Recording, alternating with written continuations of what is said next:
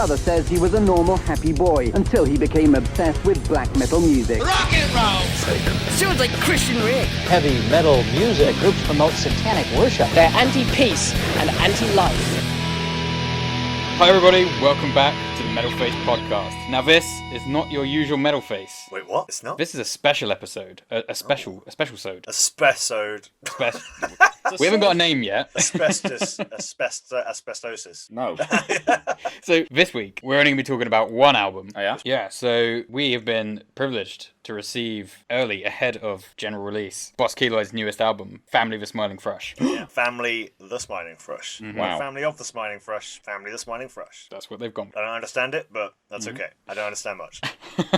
So a big thanks to Hold Tight, Ripple Records, and of course Boss Keloid for sharing this with us early. Absolutely, They yeah. actually they shared it with us about a month ago, but thanks to our serious technological incompetence, we didn't notice until a couple of days ago. Thanks to not knowing the email password. But But luckily enough, we did eventually get round to finding out about it. And so we spent the last couple of weeks listening to Family The Smiling Thrush. And, a little bit of a spoiler, but I think it's quite good. Oh. That's my whole review. Right, thanks guys. Normal episode again in a couple of days. So, Boss Keloid, we've talked about them before, right? We talked about them in episode 5. Yeah, that's right. Our famous Season 1. Trivium episode, yeah. Yeah. The notorious Trivium rant. And I, throughout that episode, gushed at how much I love Boss Keloid, so you can guess how this is going to go for me. But no, that was a really great album, Melted on the Inch. It's quite an unusual piece of work, isn't it? Mm. Kind of a total mix of different styles. It goes from like Absolutely jazzy is, to yeah. crushingly heavy. You know, the singer's voice is absolutely just Phenomenal, really. The How whole would you thing's describe amazing. it? Josh, I think you had a good way of describing it. Yeah, this is more than the recent one. It sounds like a whole choir compressed into a single person. Yeah, it's serious like bellowing power. I don't know if it's I don't know if this is a thing that Boss Keloid have like the rights to positivity in metal, but Yeah. why does no one else write positive metal the way Boss I Keloid know. does? I know, yeah, and it feels warm, doesn't it? It feels bright, but it doesn't detract from the heaviness. Yeah, so, I mean, I sort of first discovered Boss Keloid when I was at uni, and I think I showed you Lung Mountain. Yes, you did. Yeah. Which, at the time was probably really the main song I liked by them. And then I think you, Ben, went away and invested some... yes. Oh, sorry, I invested zoned some out. serious time into listening to Melted on the Inch, right? Yeah, well, I think Melted on the Inch came out in 2018, so I'll be honest, timelines, not my strong point. I think when you showed me Lung Mountain, that was their most recent album, and then Melted on the Inch came out, and I think they became a that's little right. bit, not lighter, but they lent a bit more into like the prog rock sort of influences, and They kind of relaxed the intensity of it. yeah, and I think that, I've said before, Boss Keloid presses all my buttons, that album totally did. Yeah. And that maybe, if you were going to create music for a Ben, that would be it. It's perfect. I love that album. Well, I think we said last time it's like they had a picture of you on the wall, and we were just like, right, this is what we want to hit. I'm not convinced they didn't. There's no evidence they didn't, so curious. That's true. So they basically did. That's what we're saying. Yeah, try and disprove us. We think it's likely that they did. So that's you, Tom, and that's me. Josh, was Melted on the Inch for the podcast? Was that your first exposure to Boss Keloid? More or less. I'd heard Family of Long Mountain before. Wasn't like super into them. Yeah. Melted on the Inch was really strong. I really enjoyed that. It was really interesting, unique, fresh kind of take on the proggy, stonery stuff. Yeah, for sure. Here. This was kind of my second time listening to them properly. And I really enjoyed this as well. So we all liked Melted on the Inch when we covered it on the podcast. It's an album that I've listened to, I can't even tell you how many times. It's definitely been in my top tracks for 2020, 2019 probably as well. Going to be top 10 this year as well. But has the album stuck with either of you since we covered it on the podcast? It hasn't been something I've gone massively back to, but that's mostly because it's not the kind of music I listen to on a general basis. I'm much more into my kind of like danceable, breakdowny metalcore kind of stuff. So that's not at all a reflection of the album whatsoever. And most of their songs are pushing a sort of 7 to 8 minutes, so it's a bit of an undertaking to get into them. But Chronosium is definitely a song that I've gone back to and listened to over and over again. Like the way it stacks the sound and leads up to that soaring, rumbling, super emotional chorus. Oh yeah, that is really strong. I mean, it's not really in my genre either, but it's pretty hard to fault that song, No, completely agree. Again, it's something that really is in my wheelhouse, but that's the track that I would pick if someone said, "What do you like?" I'd be like, "Chronosium, go there," because I think even not as a fan of a genre, you would like that. So you'd get it, wouldn't you? You'd understand that. Oh yeah, it's cool. Okay, so we've talked a little bit about the band and our previous experience, but should we talk about this new album, Boss Keloid's newest album, Family The Smiling Thrush?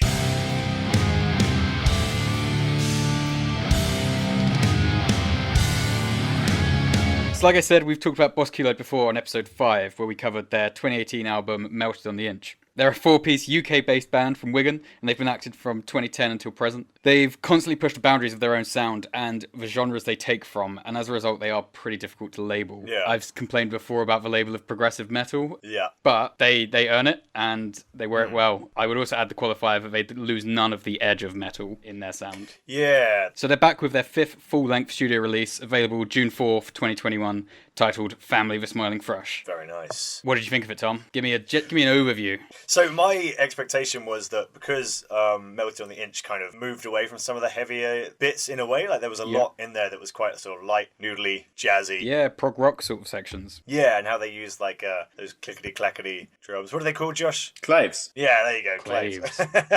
They aren't drums, they're sticks. And the like scrapey instruments and stuff. What are they, like the rain sticks? I don't even know if that was in there, but I feel like it was. I feel like it could have been. And I was expecting it to go much more in that sort of direction. And I thought like, it might be a sort of a nice, bright, sort of happy feeling album, but it's probably not really going to be as heavy as some of their previous stuff. And then I kind of thought, all right, I probably won't like it quite as much. But actually, I feel like they really doubled down on the heaviness in this album. And it's not just like a rehashing of Melted on the Inch. It's not like doing their earlier stuff either. It's like, feels like a combination of the two. It felt bright and uplifting, and like floral is a word that comes to mind. It seems to create visions of flowers in your brain, you know? It kind of sounds like how I expect the Baroness artwork to sound if it's made into music, right? Okay, yeah, I can how see Baroness is supposed to sound. I love Baroness, I'm sorry. It feels like it has something to do with nature in a way, and I was really pleased that they were able to bring all that heaviness back without losing that kind of like positive psychedelic, like mindfulness sort of vibe. Yeah, and I think you'd say like floral, and that's such a good description of it, because I feel like this album is more like autumnal and kind of later in the year, whereas Melted on the Inch was more like a summer spring kind of album. And I don't know if it's just the artwork and the titles of the tracks and stuff, but it just kind of puts me in that zone. It does have kind of, a harvest festival vibe, doesn't it? It's like it's kind of the music you make when you have an excess of meat and vegetables and you can just like noodle away. Sure. It did, like, definitely, because I mean, I've listened to it a few times now, and like 3 of the times that I've listened to it, it's been when I've gone out on my bike, and at the moment, like, cycle around sort of Hackney Marshes and stuff like that, and like the sort of woodland near me, or the cycle around Bristol and stuff. Yeah. All the flowers are coming out, and like all the plants, and so it's beautiful, like real kind of green areas and stuff. And like listening to this, cycling around those places, it felt like a perfect mix. Yeah, I felt like it was in the music massively. The positivity of the lyrics and the sound of the music and everything. I feel like if you're having a bad day, it's not going to grate on you, and you're not going to be like, I don't need this right now. Like, you're going to, having a bad day, it's going to make you have a better day. And if you're having a good day, then you're going to be having a great day. So Yeah, absolutely. What about you, Josh? What was your overall? I really liked it. It was weird for me, because I kind of went in expecting it to be like a stoner rock album or a prog metal album. But it was very much like a prog rock album, like a classic prog rock that would occasionally veer sharply into heavy metal. Yeah. And it was those moments I liked the most, when it kind of cross genres like that and did some really weird, mathy, nasty sounding riff or something, which really didn't expect, and I think was genuinely progressive, which a lot of prog metal and prog rock doesn't do nowadays. Without trying to sound like too much like an old man. No, I totally agree with you. I feel like I'm so annoyed that like prog rock or prog metal has become like a label that means such specific things, because that kind of defeats the purpose of prog. I know what you mean. But these guys are pushing those boundaries. So Ben, this must have been a great experience for you, getting to listen to the new album by one of your favourite bands ahead of time. Oh my god. Rather than having to wait all the way until June. Like 3 days until we realised that we got the email. Obviously. I mean, coming into this, I've been watching their singles get released. They've released 2 singles from the album so far, and I've liked both of those. I was really excited for the album to actually get here. And then I think you're the one who noticed that we had received this email and then brought it to our attention, and I thought you were wrong. I was like, no. Oh really? No, we haven't been shared Boss Keloid early. I had to read through a couple of times just to check, like, is this just a promo for their like most recent 2 songs that have already come out, and they just But then I've tried to remain objective as a serious music journalist. Yeah, for sure.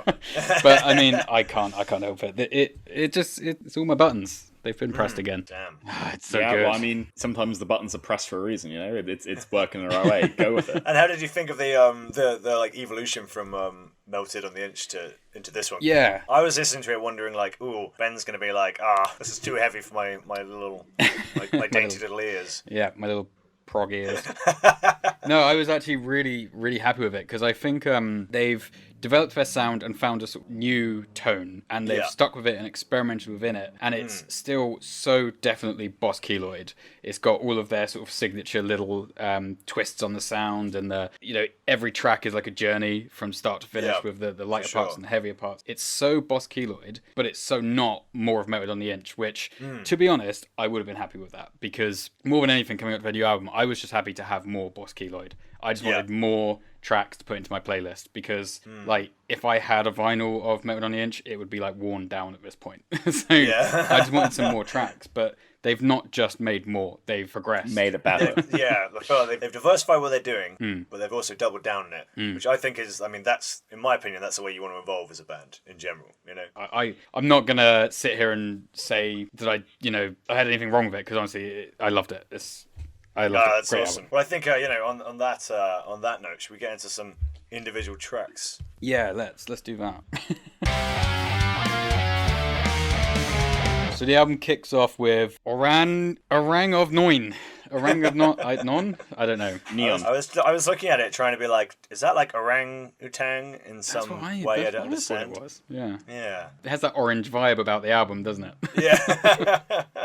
I am quite like influenced by, song names and like album artwork in terms of how I sort of visualize music. I know that a lot of people don't do that, but I can't really help visualizing sounds when I hear them. Yeah. So it definitely evokes that quite strongly. Yeah. So it's an interesting thing you should say, because for me, the album really reminded me the artwork, and I love the artwork, by the way. I just want to say it's really nice, isn't it? The little cube in the center with the eye. Yeah. It really reminded me of. I don't know what it is, but I once saw a generative adversarial network, which is a type of machine learning thing where it creates images. I saw one of those that had been trained on loads of pictures of cats. Oh no! That gone horribly wrong, and just create like a floating blob of cat with an eye. So that's what it reminded me of. Lovecraftian horror. Cat Beautiful. eye. But in the best possible way. The album artwork was so cool. It was really psychedelic, really intense. I think it was a microscopy of insects around the sides with the eyes. That was really cool. Yeah, it is very cool, isn't it? I wish that it is my frustration with metal sometimes, in terms of a lot of metal stuff looks quite similar, and I don't think there's any reason for that.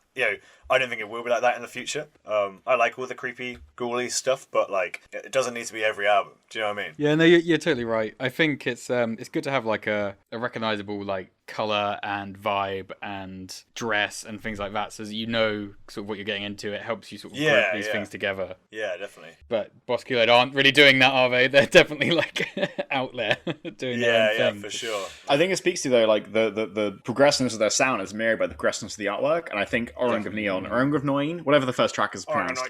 That really sums it up. Yeah, for sure. It's the huge riffs, the huge vocals, then also just kind of the big sad riffs from Paul Bearer, and then it suddenly verges back into 80s style prog. It's really cool. Yeah. This track, kicking off the album, really felt like a transition between Melted on the Inch into this album to me. It started out quite chill, I think, and then sort of got heavier, and they introduced more of the harsh guitar tone that this album's really got throughout, and I just thought it was a really nice sort of oh yeah, you remember this? Well, this is where we're going. It's also the longest song on the album as well, and I quite like that, putting that first, because it gets you into that headspace of all right, we're talking long songs, slow kind of movements to it, and I think I struggle with longer songs sometimes, but I think in this case, having a song that was 9 minutes enabled me to slow down. It's quite brave as well, I think. It's quite a weird opener in a lot of ways. Definitely, and I think some bands that have 9-minute songs, you're okay, you're going to do the chorus 8 times, and it's going to be the same. Boss Keloid, and we almost made it. Say? I said, Metallica! I wasn't going to name them again. Let's throw in 3 back-to-back choruses at the end of songs, because people haven't heard it enough. Just can't tell how fucking genius we are. And this is the thing, How'd the chorus go again? But But this is the thing with Boss Keloid's tracks, is that there's so many different movements in each, and this is the good thing with bands who make long songs and make them well, is that there's so many different bits to each track, you know? Like, so rarely do they just circle back round to the same bit. Yeah, for sure. And it weirdly mirrors, like, grindcore in my mind somehow. Yeah, I agree. I totally agree. Because I think that that's one of the points that you and I have kind of butted heads over, is that, like, when I see a 7-minute long track, I just think, oh my god, there's going to be so many different interesting parts in this one track. Whereas you see that and go like, oh, Jesus Christ. Yeah. 7 minutes of the same thing. But yeah. And I did, like, this song, Orang of Nine, feels very sort of distinct to the point where it gets to that, like, heavy bit at the end, you know? Oh, yeah. Yeah, I was really sort of, I was like surprised and like very relieved that it was kind of in there, because I was just like, I think I'm going to enjoy this album. It's a bit like a bit saying like, oh yeah, don't worry, this is still a heavy metal album, isn't it? Yeah, for sure. Yeah, and I think that is something that they kind of have to be aware of a little bit, is that they are mixing some really light sections with some really heavy stuff, and it's obviously going to be a niche audience, I think, but like, because who do you... I don't know how to phrase this. Is this going to be too light for metalheads and too heavy for prog rocks? I don't think so, though. I think it really strikes the balance well. It goes between the two in a really weird way, in a really cool way, a unique way. Yeah, so the second track I think is really interesting as well, because it sounds to me much more kind of like warm and friendly and uplifting in the first half, at least. Second half, not so much. And it's kind of a nice, interesting change. And it's a bit shorter too. It's I think a brief 6 minutes or something, isn't it? Or and I think this kind of for me feels much more like the rest of the album, where it's kind of got this, the changes between tones, changes between styles. Yeah. But it kind of keeps it going through the whole thing. Yeah, so this is Gentle Clovis, which is one of the singles they released for the album. Yeah, so I had already heard this track, and it is you're totally right. This is where, when I heard this, I was sort of like, okay, they are still doing exactly the thing that I love. So I was looking forward to this track alongside the rest of the album. And I think the little noodly sections they have in there are just so warm and welcoming. You just want to be... Yeah, but it really sort of like flies over the top of like the crushing sort of heaviness. And it's a lot faster, actually, this album, than I was expecting. Like, this is quite a quick song. It's not... I wouldn't really describe it as mid-pace. I think it goes at quite a speed. It definitely picks up, doesn't it? Like, yeah. I think that's something strong with the whole album. They were now to play with the pace a lot. It goes from slow and kind of relaxed to being like quite like intense very quickly, and almost like unnoticeably, like, well, like it just happens, and you're like, oh, how did I end up here?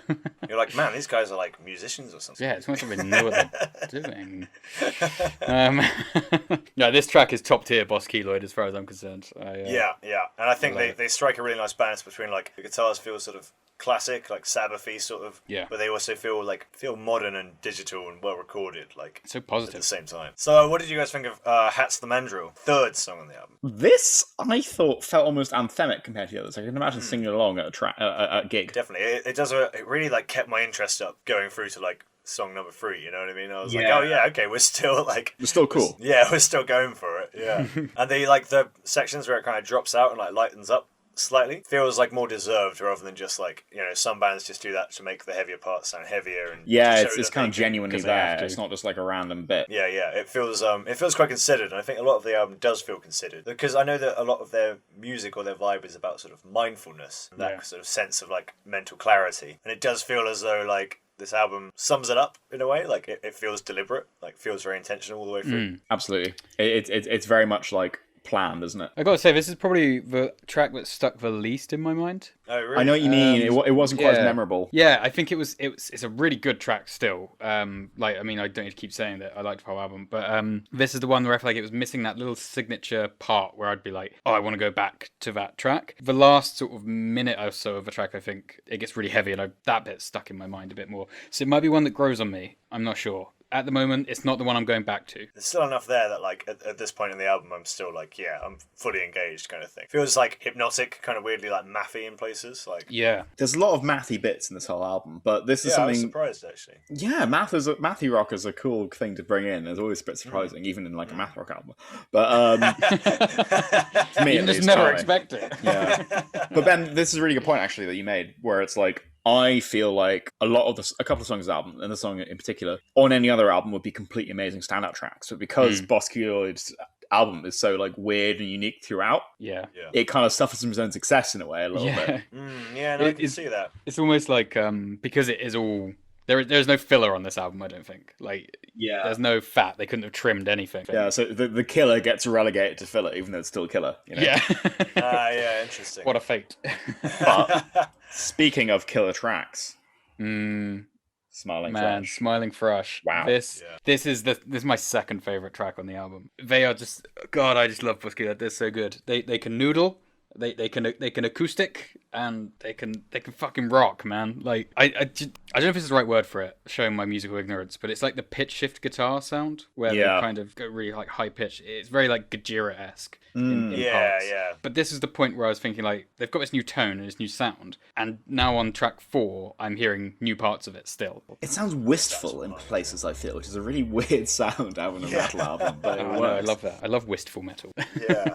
And it was kind of reminding me almost of Baroness at points in this. Like, it does get really sort of melodic and...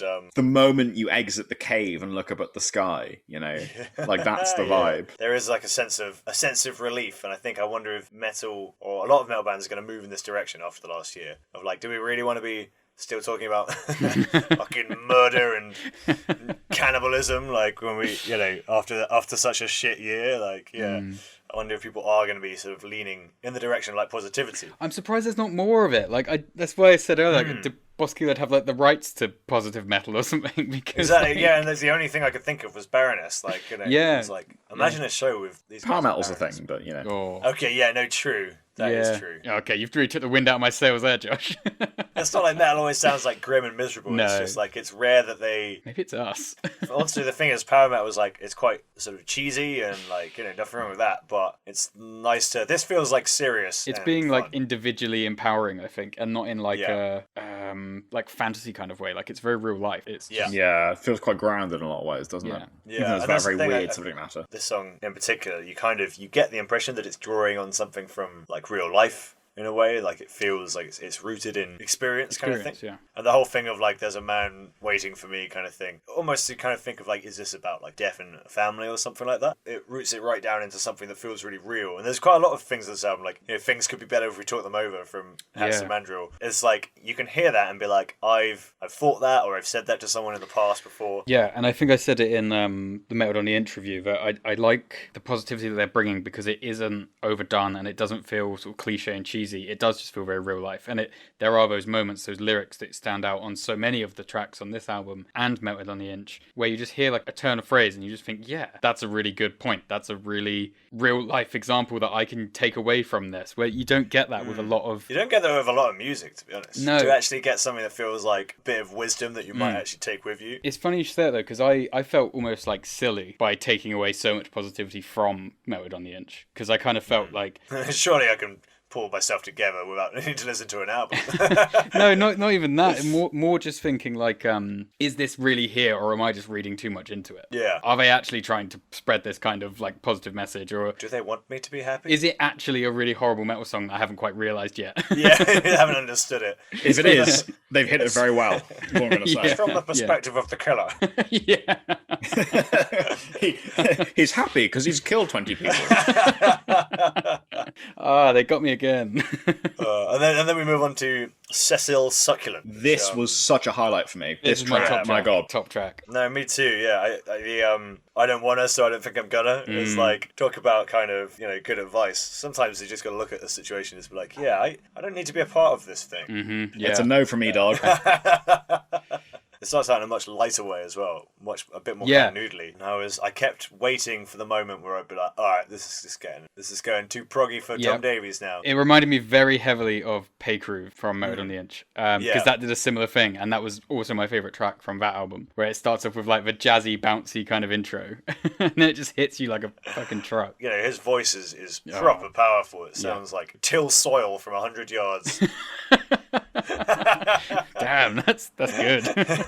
I feel like this album, in a lot of ways, is pulled in lots of different directions. But it's like, I know you guys have been to like one of those like personal trainer like boot camp things. It's like where they push you so hard, you think you're about to like die, and then right when you feel on the edge of like passing out or like throwing up, they're like stop. Like they know exactly how far to like push it before they can like before it starts like hurting them, and they really pull it off. And this is what I mean about their tracks being so long and having so many good points in them, is that there's the I don't wanna so I'm not gonna. I think that's my favourite section in the whole But then album. there's also some really amazing just shouts of like, hey. And the music all kind of dips at one point when he does that, doesn't it? Yeah, it's got so a real good. punch to it. There's so much power to it. It really knows how to go from high concept to just like power and rock, doesn't it? Yeah. I mean that was as I say, that was probably my favourite section in the whole album. And the thing is, I felt like I had the patience to listen up to that point as well, which is a good fucking sign. It's almost like we talked about thrash is easy to listen to because it's fast, so you're always getting on with it. You know what I mean? And sometimes slower music just doesn't have that for me. But I felt like there was enough interesting stuff all the way through. I think if you're going to listen to one song from this album, listen to Cecil Succulent. It sums it up really well. Well, I think we've just spoiled our favourite tracks ahead of the next two. But no, I totally agree. Also, like, I thought a bit heavier following it was the song Grendel. I thought the intro was really cool with the like heavy toms and the kind of guitars. It almost gave me a bit of a grungy rock vibe with the like sort of low tone guitar in the intro. Sounds like Trust Company or something, doesn't it? Like kind of like a teenage garage band from like California. Yeah. Totally. I know what you mean. It had quite a sort of a different vibe, but like subtly different. It still felt like very much part of the same album. It's cool that the music feels like it has the freedom to kind of move around a little bit. Yeah, it's like a new menu at your favourite restaurant, you know? Yeah. Although sometimes that sucks because you get rid of the stuff that you like. Yeah, but this is different because you can still listen to the old album. That's where the metaphor ends. The metaphor ends as soon as you give it any thought. As they often do. So Grendel overall, I gotta say, this is... I liked it, but I think this one's gonna be a bit of a grower because it's not one that's stuck in my head. I think just following Cecil Succulent, you know, it's like, how do you top the best song that I've heard in like a year? Well, that's the thing is like I felt like if it's all leading up to Cecil Succulent, to try and keep going forward from Cecil Succulent, probably something this band could pull off. But I think I like the fact that they drop it down, but it did result in me kind of finding it like probably the least memorable. Yeah, that's a tricky thing, isn't it? Like to consider how they order the tracks, because like if they know they've got this zenith moment of like perfection, and then what do you put after that? I know, and it's like something that we don't cover that much, but actually like track order is really important if you're listening to albums in this way. Yeah, and then the album closes with Flat Controller. Yeah, that was cool. It was there were points a bit where I was kind of like felt like slightly starty-stoppy in its like style, but I think by about halfway through it, you start getting that like repeating riff that then turns into like the acoustic riff, and it's sort of I like the way that it fades out at the end as well. Oh yeah, into the acoustic guitar, right? Yeah, rather than just having a hard like stopping point. Yeah, it's definitely like a nice outro song. It's like it feels like it's written to be an outro like that. Because like a lot of bands used to do it in the past, where they'd fade a song out to nothing. I do question why sometimes, as I think like Freebird, but then Skinner does that, doesn't it? Just gradually gets quieter and quieter, and then I feel like a lot of like 70s music just kind of they didn't know how to end songs. Yeah. They didn't work that out until like the 90s. So they then just discovered how to end a song until 1995. slowly turn the volume down and be like, somewhere all the songs are playing still. Hopefully they won't notice that we've left. But I wonder if it's almost become like a stylistic quirk rather than just like a technical choice. Yeah. It's interesting what you say though, Tom, about the song being a bit less like intense. I thought this was one of the most intense songs, and it sounded really threatening and kind of uncanny to me. More metallic. It's got much more metal mixed in. The alloy rather than 360 comes round and he kind of drops his vocals down during that, and it's quite like a harsh sound in a way. I liked the acoustic outro a lot, and I can't even like offer any criticism to Boss Keloid and any like as a total musical amateur, but I'd like to see like a bit of maybe acoustics sort of more mixed in. See, it's true. I almost could have gone for like an acoustic, like end song kind of thing. I'd like to see what they would do with that. I mean, yeah, definitely. And it's not like I mean, they're doing what they do and they do it really well. Yeah. I just feel like I trust them so much with the music that I'm like, if they were like, oh, we think we might put an acoustic track on the next album, be like, yeah, please, yeah. Yeah, that's it. You're kind of like, I believe that they could pull it off. Put like a different spin on it. But anyway, they didn't do that. They didn't do that, but next time. So, I think we've given it away, but what were our favourite tracks? All together now. Yeah. On three. Should we try and say it at once? 2. Just try and do it. Okay. Wait, I'll do the one silent. 3, 2.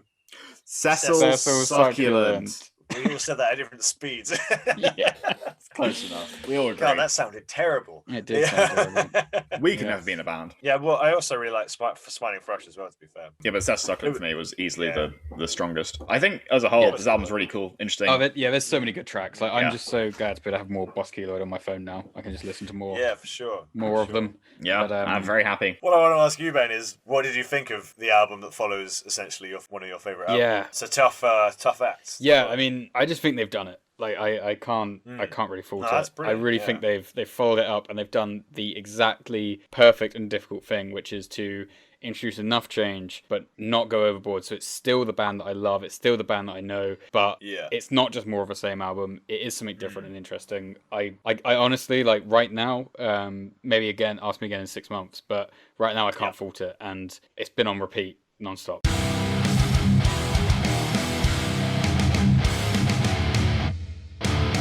So that was Boss Keloid with their newest album, Family The Smiling Thrush. Not Family of the Smiling Thrush. I don't know, man. Family The Smiling Thrush. Is there some logic there that I'm just not understanding? This is what I'm worried about. Yeah, well, that was a really good, real good album, and a real pleasure to be able to listen to it ahead of time. So, yeah, I'm really hoping we can do more of these sorts of episodes with all sorts of different bands. And I'd be really happy to do that. With Ripple Music again and a bunch of, sky's the limit. And they're actually touring later this year, aren't they? Oh, yeah, they are indeed. I think they're playing in Bristol, but which was where I was planning to see them, but they might have actually sold out, so it's a bit awkward. But we may have to travel.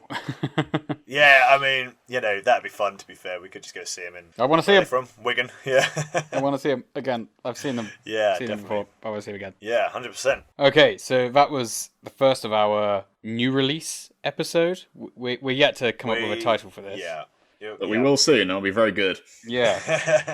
I'm interested to see what people think about us covering one album in a sort of shorter format. Yeah. And a bit more depth, though, I thought. All right, well, hey, that was good fun, and hopefully we can do more of this stuff in the future. And where can people listen to us, Ben? I wasn't ready for that. They can find us on Spotify, iTunes, YouTube. And where should they follow us on social media, Josh? Facebook, Instagram, Twitter. Very good. All right, well, I will see you guys consecutively. I'll see you guys in episode 14, but we've already recorded that, so I'll see you in episode 15. The timeline is becoming muddled. In 4 days. All right, thanks for listening. All right. See you Cheers, guys. guys. See you guys. Bye-bye. Bye. Bye.